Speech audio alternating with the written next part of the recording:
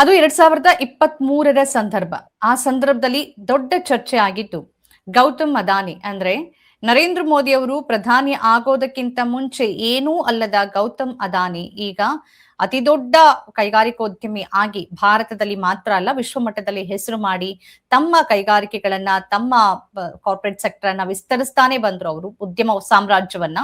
ಇಂಥ ಸಂದರ್ಭದಲ್ಲಿ 2023ರಲ್ಲಿ ಅಮೆರಿಕದ ಶಾರ್ಟ್ ಸೆಲ್ಲರ್ ಹಿಂಡೆನ್ಬರ್ಗ್ ವರದಿ ಅವರ ಇಡೀ ಸಾಮ್ರಾಜ್ಯವನ್ನೇ ಅಲುಗಾಡಿಸಿ ಬಿಟ್ಟಿತ್ತು. ಆ ಆರೋಪ ಏನಿತ್ತು ಅಂತ ಅಂದ್ರೆ ಸೌರಶಕ್ತಿಗಾಗಿ ಯೋಜನೆಗಳಿಗೆ ಸುಮಾರು 250ರಿಂದ 260 ಮಿಲಿಯನ್ ಡಾಲರ್ ಲಂಚವನ್ನ ಕೊಡಲಾಗಿದೆ ಅನ್ನೋ ಗಂಭೀರ ಆರೋಪ ಬಂತು.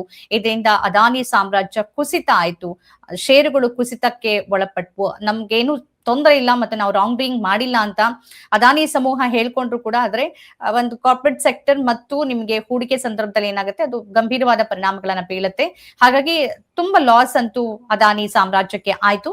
ಆ ನಂತರದಲ್ಲಿ 2023ರ ಹಿಂಡೆನ್ಬರ್ಗ್ ವರದಿಯನ್ನ ಆಧರಿಸಿ 2024ರಲ್ಲಿ ಅಮೆರಿಕ ನ್ಯಾಯ ಇಲಾಖೆ ಕ್ರಿಮಿನಲ್ ಪ್ರಕರಣಗಳನ್ನ ದಾಖಲಿಸಿಕೊಂಡು ಅದರ ತನಿಖೆಯನ್ನ ಆರಂಭ ಮಾಡಿತು. ಈ ತನಿಖೆ ಸಂದರ್ಭದಲ್ಲಾದಂತ ನಾಟಕೀಯ ತಿರುವುಗಳನ್ನ ನಾವು ನೋಡೋದಾದ್ರೆ 2025ರಲ್ಲಿ ಎರಡು ಬೆಳವಣಿಗೆ ಆಯ್ತು ಪ್ರಮುಖವಾಗಿ. ಒಂದು, ಡೊನಾಲ್ಡ್ ಟ್ರಂಪ್ ಅವರ ಆಪ್ತ ವಕೀಲ ರಾಬರ್ಟ್ ಗಿಫರ್ ಅವರು ಅದಾನಿ ಪರವಾದ ವಕೀಲರ ಸಮೂಹ, ಅಂದ್ರೆ ಅಲ್ಲಿ ನ್ಯಾಯ ಇಲಾಖೆಯಲ್ಲಿ ವಾದವನ್ನ ಮಾಡೋದಕ್ಕೆ ಫೆಡರಲ್ ಕೋರ್ಟ್ ಅಲ್ಲಿ ವಾದ ಮಾಡೋದಕ್ಕೆ ಅವ್ರು ಸೇರ್ಪಡೆ ಆಗ್ತಾರೆ. ಅದು ಟ್ರಂಪ್ ಅವರ ಬಹಳ ಅತ್ಯಾಪ್ತ ವಕೀಲ. ಇದೊಂದು ಮಹತ್ವದ ಬೆಳವಣಿಗೆ ಆಗುತ್ತೆ. ಇನ್ನೊಂದು 2025ರ ಜನವರಿ ಸಂದರ್ಭದಲ್ಲಿ ಯಾವ ಹಿಂಡೆನ್ಬರ್ಗ್ ಅದಾನಿ ಸಾಮ್ರಾಜ್ಯದ ಈ ಕುಸಿತಕ್ಕೆ ಕಾರಣ ಆಗಿ ಈ ವರದಿಯನ್ನ ತೆಗೆದುಕೊಂಡು ಬಂದು ಮಾರುಕಟ್ಟೆಯಲ್ಲಿ ಅಲ್ಲೋಲ ಕಲ್ಲೋಲವನ್ನು ಸೃಷ್ಟಿ ಮಾಡಿತ್ತು, ಆ ಹಿಂಡೆನ್ಬರ್ಗ್ ಅಂದ್ರೆ ಮುಚ್ಚೋಯ್ತು, ಕೆಲಸವನ್ನ ಸ್ಥಗಿತಗೊಳಿಸ್ತು. ಇದು ಎರಡು ಪ್ರಮುಖವಾದಂತ ಬೆಳವಣಿಗೆಗಳು 2025ರಲ್ಲಿ ಆಯ್ತು. ಈಗ 2026ರ ಬೆಳವಣಿಗೆಯನ್ನ ನೋಡ್ತಾ ಇದ್ರೆ ಈಗ ಅವರ ವಿರುದ್ಧ ಇದ್ದಂತ ಎಲ್ಲ ಕ್ರಿಮಿನಲ್ ಪ್ರಕರಣಗಳನ್ನ ಅಮೆರಿಕದ ನ್ಯಾಯ ಇಲಾಖೆ ಸಂಪೂರ್ಣವಾಗಿ ಕೈಬಿಟ್ಟಿದೆ, ಶಾಶ್ವತವಾಗಿ ಕೈಬಿಟ್ಟಿದೆ. ಈ ಹಿನ್ನೆಲೆಯಲ್ಲಿ ಕೇಳ್ಬರ್ತಿರೋದು ಪ್ರಮುಖವಾದ ಅಂಶಗಳೇನು ಅಂತಂದ್ರೆ, ಒಂದು, SEC ಜೊತೆ ಸೆಟಲ್ಮೆಂಟ್ ಆಗಿದೆ. ಅದರಲ್ಲಿ $18 ಮಿಲಿಯನ್ ಪಾವತಿಗೆ ಒಪ್ಪಿಗೆಯನ್ನ ಅದಾನಿ ಸಮೂಹ ಕೊಟ್ಟಿದೆ. ಆದ್ರೆ ನಾವು ರಾಂಗ್ ಡೂಯಿಂಗ್ ಮಾಡಿಲ್ಲ ಅಂತ ಅವ್ರು ಹೇಳ್ತಿದ್ದಾರೆ.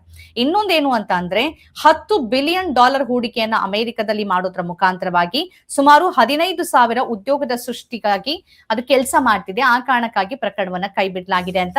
ಈ ಹಿನ್ನೆಲೆಯಲ್ಲಿ ಭಾರತದ ಸೆಬಿ ಕೂಡ ತನಿಖೆ ನಡೀತು. ಸೆಬಿ ಮುಖ್ಯಸ್ಥೆ ಮಾಧವಿ ಬುಚ್ ಅವರು ವಿಚಾರಣೆಗೆ ಹಾಜರಾಗ್ಲಿಲ್ಲ. ಅವರ ಪತಿ ಕೂಡ ಅದಾನಿ ಸಮೂಹದಲ್ಲಿ ಹೂಡಿಕೆ ಮಾಡಿದ್ದಾರೆ ಅನ್ನೋ ಆರೋಪ ಕೇಳ್ಬಂತು. PSC ಸಭೆಗೂ ಕೂಡ ಅವರು ಹಾಜರಾಗಿರ್ಲಿಲ್ಲ. ಇಷ್ಟೆಲ್ಲ ಒಂದು ಗೊಂದಲ ಆಯ್ತು ಮತ್ತು ಚರ್ಚೆ ಆಯ್ತು, ಅಂತಾರಾಷ್ಟ್ರೀಯ ಮಟ್ಟದಲ್ಲಿ ಚರ್ಚೆ ಆಯ್ತು. ಅದೀಗ ಈ ರೀತಿಯಾಗಿ ಸಮಾಪ್ತಿಯಾಗಿದೆ. ಇದಕ್ಕೆ ರಾಜಕೀಯ ಮತ್ತು ಲಾಭಿಯ ಒಂದು ಕಳಂಕ ಕೂಡ ಅಂಟ್ಕೊಂಡಿದೆ. ಇದ್ರ ಅದಾನಿ ಸಮೂಹದ ಈ ಸಾಮ್ರಾಜ್ಯ ಸ್ಥಾಪನೆ ಮತ್ತು ಈ ಹಿಂಡೆನ್ಬರ್ಗ್ ವರದಿ, ಅಲ್ಲಿನ ತನಿಖೆ, ಇದೆಲ್ಲದರ ಬಗ್ಗೆ ಈ ತನಿಖೆ ಸಂದರ್ಭದಲ್ಲಿ ಆಗಿರೋ ಈ ನಾಟಕೀಯ ಬೆಳವಣಿಗೆಗಳು ಅದಾನಿಯವರ ಸಾಮ್ರಾಜ್ಯದ ಕುಸಿತ ಅಂತ ಏನ್ ಭಾವಿಸಿದ್ರು ಆ ನಿಜವಾದ ಕುಸಿತ ಆಗಿಲ್ಲ. ಮತ್ತು ಅಮೆರಿಕದ ಮರ್ಜಿಗೆ ತಕ್ಕಂತೆ ಪ್ರಧಾನಿಯವರು ಕೆಲಸ ಮಾಡ್ತಿದ್ದಾರೆ ಮತ್ತು ಪ್ರಧಾನಿಯವರು ಕೇವಲ ಇಬ್ಬರು ಉದ್ಯಮಿಗಳಿಗಾಗಿ ಕೆಲಸ ಮಾಡ್ತಾರೆ ಅನ್ನೋ ವಿಪಕ್ಷದ ಆರೋಪ ಏನಿದೆ, ಆ ವಿಪಕ್ಷದ ಆರೋಪಕ್ಕೆ ಪೂರಕವಾಗೋ ರೀತಿಯಲ್ಲಿ ಈ ಬೆಳವಣಿಗೆ ಆಗಿದೆ.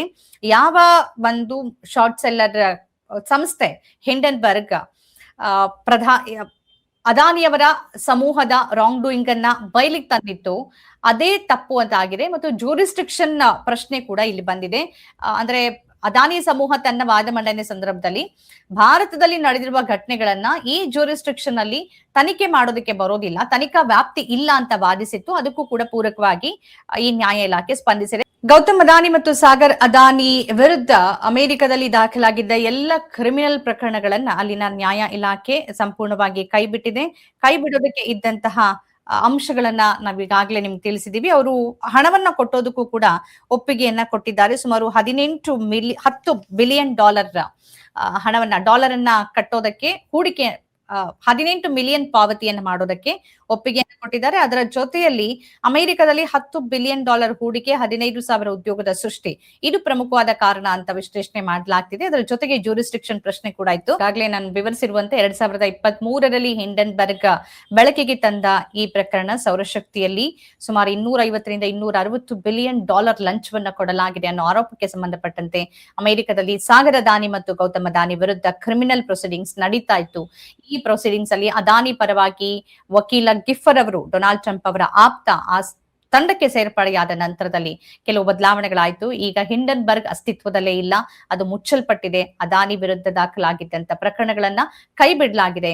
ಆದರೆ ಪ್ರಶ್ನೆ ಇರೋದು ಭಾರತದಲ್ಲಿ ಈಗ ಸೆಬಿ ಕೂಡ ವಿಚಾರಣೆಯನ್ನ ನಡೆಸೋದಕ್ಕೆ ಮುಂದಾಯಿತು. ಆದ್ರೆ ಸೆಬಿ ಅಧ್ಯಕ್ಷೆ ಮಾಧವಿಪುರಿ ಬುಚ್ ಅವರ ಮೇಲೇನೆ ಗಂಭೀರ ಆರೋಪ ಬಂತು. ಅವರ ಪತಿಯೇ ಅದಾನಿ ಗ್ರೂಪ್ ನಲ್ಲಿ ಹೂಡಿಕೆ ಮಾಡಿದ್ದಾರೆ ಅಂತ. PSC ಸಭೆಗೂ ಕೂಡ ಅವರು ನಿರಂತರವಾಗಿ ಗೈರು ಹಾಜರಾದ್ರು. ಅವರು ಅಲ್ಲಕ್ಕೂ ಕೂಡ ಒಂದು ಉತ್ತರಿಸುವಂತ ಗೋಜಿಗೆ ಹೋಗ್ಲಿಲ್ಲ. ಇದೆಲ್ಲವೂ ಭಾರತ ಸರ್ಕಾರ ಅದಾನಿಯವರನ್ನ ಕಾಪಾಡ್ತಿದೆ ಅನ್ನೋ ನೇರ ಆರೋಪಕ್ಕೆ ಪುಷ್ಟೀಕರಿಸುವ ರೀತಿಯಲ್ಲೇ ಇದೆ.